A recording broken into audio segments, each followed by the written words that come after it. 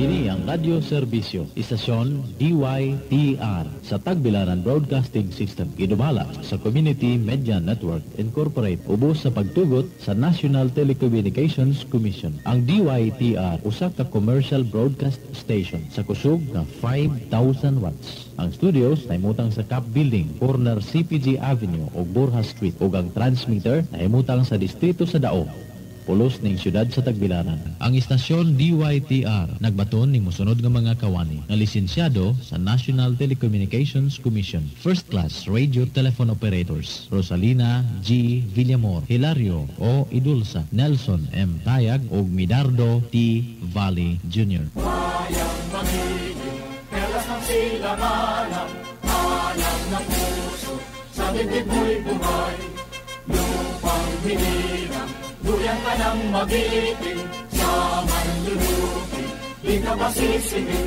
sa dagat at bundok, sa simoy at sa langit mong banghaw, may bilang ang tula at awis sa paglayang minamahal, ang kislap ng matawat mo'y tagumpay na nagmigingin, ang bituin at araw niya pa'y ng pangay di magdidilim, lupa ng araw ng walhati taksin ka, buhay langit sa piling mo.